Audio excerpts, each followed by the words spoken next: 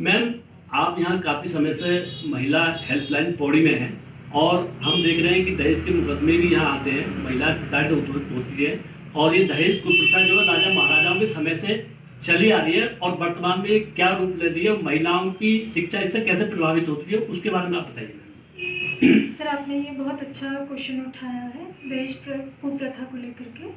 मैं इसमें आपको बताना चाहूँगी कि जो हमारे राजा महाराजा अपनी बेटियों को देते थे, वो एज अ दहेज नहीं देते थे, वो उसको एक उपहार के तौर पर दिया उपहार जाता देते, था ठीक ठीक, कि ताकि क्या कहते हैं उनकी बेटियां खुश रह सके। आज भी कई सारी जगह पे अपनी बेटियों को वो उपहार के तौर पर दिया जाता है, पर ये एक कुप्रथा जो सोच ऐसी हो गई है कि इन्होंने इन उपहारों को एक दहेज का नाम दे दिया है कि जो मैंडेटरी हो गया है कि ये आपको देना पड़ेगा, देना ही है। हाँ। चाहे वो मतलब माँ बाप अपने बच्चों को एजुकेटेड ना करें और उस पैसे को वो रोक के रखेंगे कि हम इसे दहेज में दे देंगे, तो पढ़ाई नहीं करा रहे। यही हो चुका है आज की डेट में कि जो जब जैसे ही बच्चियां जन्म लेती हैं तो माँ बाप को ये चिंता नहीं होती कि इसे पढ़ाएंगे लिखाएंगे कैसे, उनको ये चिंता होती है कि हमें अपनी बेटी की शादी में दहेज देना। हाँ, ये बिल्कुल सही कह रहे हो कि हम अपनी बेटी की शादी में कैसा दहेज देंगे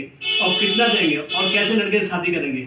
और आप बिल्कुल सही कह रहे हैं कि जो पैसा दहेज में लगता है वो एजुकेशन में लगना चाहिए, एजुकेशन में पैसा। बिल्कुल सर, क्योंकि सर अगर वो उतना पैसा जो इन्होंने सोचा है कि यार कि हम हमारी बेटी की शादी होगी तो हमें इस कर्जा लेकर के उसकी शादी करनी है, अगर वो उतना ही अपनी बेटी को पढ़ाने में करेंगे तो ये हो सकता है कि बेटी बहुत अच्छी जगह सेटल हो जाए। क्योंकि आजकल के उसमें क्या है कि 18 साल से पहले आप शादी नहीं कर सकते हो, तो पेरेंट्स का ये हो गया है कि चलो जब शादी नहीं होनी है तो 18 साल तक ये कुछ ना कुछ पढ़ ही लेगी। आप देखेंगे गांव में भी काफी सारी बच्चे जो मैम, आप सही कह रहे हैं। हम देखते हैं कि कम से कम गरीब से गरीब परिवार भी 4-5 लाख पर पैसा दहेज में खर्च कर देता है। वैसे ये पहाड़ों में दहेज की कुप्रथा बहुत कम है लेकिन प्लान में ज्यादा है। तो हम तो ये मानते हैं अगर 5 लाख तुम दहेज में दे रहे हो तो शादी से पहले लड़की के लिए एक बुटीक खुलवा दो, टेलरिंग का काम हो सकता है नहीं? इसमें ये चीज हो सकती है। और जो है ट्यूशन, अगर लड़की अच्छी पढ़ी लिखी होगी तो ट्यूशन पढ़ा सकती है बच्चों के लिए वहां से जो है। अच्छा, जैसे हम ये देख रहे हैं कि आपके पास दहेज वाले मामले आते हैं तो लड़कियां जब वापस अपने घर जाती है, मायके जाती हैं, तो उन्हें वहां भी दिक्कत आती होगी क्योंकि उनका कोई संसाधन नहीं। तो उसके बारे में क्या प्रॉब्लम आ रही है लड़कियों के बारे में? सर, मोस्टली लड़कियों का यही हो जाता है कि हमारे पास हम खर्चा कैसे उठाएंगे। पेरेंट्स इतने पढ़े लिखे ज़्यादा हैं नहीं, गरीब लोग हैं, तो उनके लिए वो बेटी का खर्चा उठाना भी बहुत मुश्किल हो जाता है। तो मेरे पास जितनी भी लड़कियां आती हैं तो मैं उनको यही कहती हूँ कि अगर आपको स्टिचिंग आती है तो आप स्टिचिंग में अपना करियर कंटिन्यू करेंगे, ठीक है, या फिर पार्लर वगैरह का थोड़ा बहुत भी आता है। क्योंकि लड़कियों का क्या हो गया है कि यहाँ पे पेरेंट्स को इतना है कि बस घर का काम हो जाए। हाँ, बिल्कुल सही कह रहे हो। जैसे कढ़ाई बुढ़ाई का काम कर सकते हैं। और हम तो ये भी देखते हैं कि जैसा अगर हमारी बहन है पास में और हमारा कोई रिश्तेदार आ जाएगा, हम वहाँ बैठे रहेंगे तो भाई पानी नहीं देगा और बहन अगर अंदर पढ़ रही होगी या कोई काम कर रही होगी तो वो पानी देगी।